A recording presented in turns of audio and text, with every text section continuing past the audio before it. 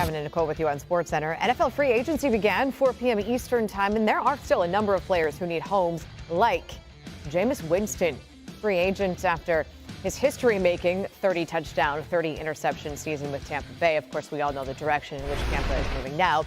Jadeveon Clowney went to the Seahawks in a trade with the Texans last September, and the Seahawks have said they'd like to keep him. They're just not going to break the bank to do so. Reportedly, Clowney has been underwhelmed by the current free agent offers and is still unsigned. If your team needs a wide receiver, Emmanuel Sanders is still available, fresh off a season in which he was traded by the Broncos to the Niners and then ended up playing in the Super Bowl. And then Melvin Gordon. He started last season by sitting out in a stalemate with the Chargers over a long-term, more lucrative contract. The stalemate ended with Gordon coming back to the game, but without a deal. We turn our attention now to Jeff Darlington. Look, the headline in Tampa is going to be who's going to be the new quarterback, but that also means that Jameis Winston is out. So where could he end up? Well, this is an interesting one right now, Sage, because if you think about it with Jameis Winston, I was just speaking with one general manager, and certainly he doesn't speak for all 32, but he was saying that the market he senses for Winston now is pretty ice cold. And I know that's an ice cold to say, but one thing that we should keep in mind here, and I'm very curious to see how this plays out for Winston, with the NFL regulations when it comes to not being able to bring a player into the facility and meet with them and have a face-to-face meeting, I don't know how that goes over for Winston in free agency. A lot of people in the Bucs organization adore Winston. They love him. And he's the kind of guy that is infectious when you do meet him. But otherwise, there's obviously a lot of questions that surround him. So it'll be very difficult for a team to commit to him without meeting him. And I'm very interested to see if that plays into ultimately any kind of delay with him in free agency. Hey, Jeff. It's Nicole. I realize that I only normally speak to you at like 7 o'clock in the morning. I won't hold it against you too much. It can be a little confusing. That's true.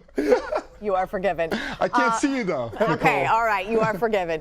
Let's move on to Jadeveon Clowney because he's the biggest pass rushing name available. He is getting offers. He just doesn't like what he's getting. So what's likely to happen there? Well, you're right. Like, he is getting offers. Teams are interested. I mean, Seattle has expressed interest in bringing Jadeveon Clowney back as well. It's just a matter of getting the right offer. And so far, he hasn't gotten it to the point he wants to commit to it. Again, I just cited those issues with Jameis Winston. I'm probably going to mention it again throughout this evening. But when it comes to Jadeveon Clowney and the concern about potential his health, this is a situation where you can't necessarily give a player a physical. You can see the trend that we're going with here. The problems with free agency due to the regulations on the NFL right now are going to make it very difficult for players and for teams to commit to them. With Jadeveon Clowney, I could sense the same thing happening there. This could be the type of thing where Clowney ultimately has to wait it out. The Melvin Gordon situation continues to be an interesting one. Like, he tried the holdout move on the Chargers. Yeah. That didn't work. And now the Chargers have seemingly they've moved on. So who is currently interested in bringing Gordon in? Well, you're seeing teams start to pluck up running backs, but there are a few teams still out there that, Atlanta Falcons with Devontae Freeman, him no longer part of that team. The Tampa Bay Bucs certainly seem like a team that will be in the running back market. I think that Gordon will ultimately have a market. The problem there is the market doesn't necessarily seem that big if he wants a featured back role. He might wind up being better suited to go into a situation where he is kind of a committee situation for a team. But that's not necessarily going to get him the money that he wanted when he was with the Chargers. So he's also facing an interesting situation. And I sound very pessimistic about all these guys, and that probably is poignant since, if they don't do it in those first 2 days, when we're in that legal tampering period, usually there is something going on with that. Which is exactly what Adam Schefter just said about Clowney a couple of minutes ago. The one situation that really is kind of like, Todd Gurley. I mean, this is a guy who was the best back in all of football 2 seasons ago, got the big deal, and now there are the question marks. So what's the likelihood that the Rams do move on from Gurley? Look, I would not put it past the Rams at this point at all to trade Todd Gurley. In fact, I would quite frankly say I'd expect it more likely that they would trade Gurley at some point. Once again, though, and I know I keep repeating myself, what's the big question with Gurley when it comes to the Rams? It's the wonder about his knee. So who is really out there that's going to commit to a trade for Todd Gurley and potentially take on that contract if they don't know the health of his knee and they can't currently give him a physical to get to that point? This is a real problem across the NFL landscape at this point, and Gurley, with a potential trade for him and another team, say like the Bucs, for instance, the Bucs aren't going to make a deal like that if they don't know Gurley's health, and that goes for other teams out there as well. This is a real problem, guys, and I think we're going to be talking a lot more about it in the future. Nicole. Thank you, Jeffrey.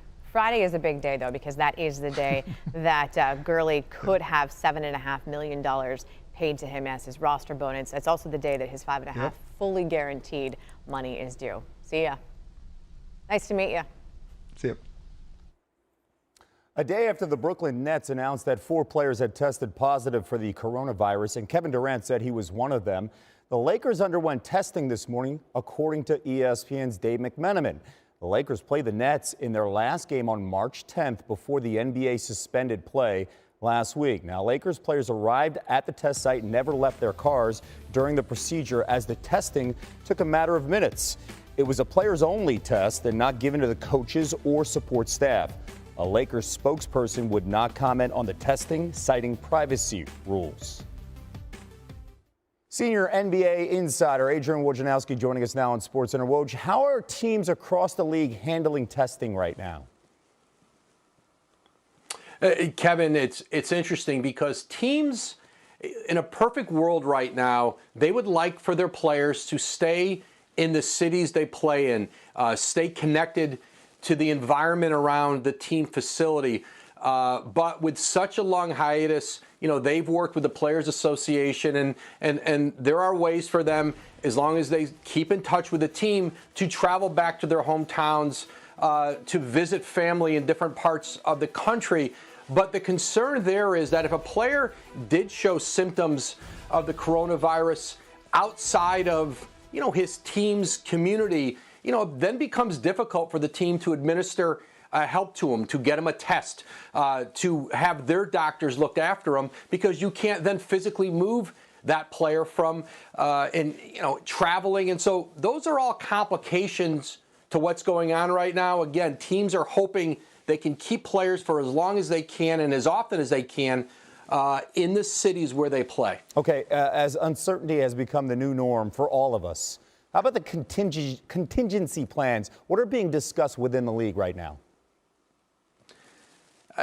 Kevin, anything and everything. And remember that any plan for this season, however it plays out, whether it's just a few regular season games, then playoffs, shortened playoffs, no regular season into the playoffs, based on the calendar, based on at what point the NBA, if at all, can resume the season. Remember, it's going to impact next season. And so in every thought they have of continuing this season at some point in the summer and pushing it as far as they can, it's going to impact the tip of next season and how many games they can play and when they would start next season. And all those things have to be discussed with the Players Association. So right now, one thing Adam Silver has done, he has been open-minded to everything. He has asked for ideas, and you're seeing perhaps more than usually great cooperation so far between the Board of Governors, the owners, the league office,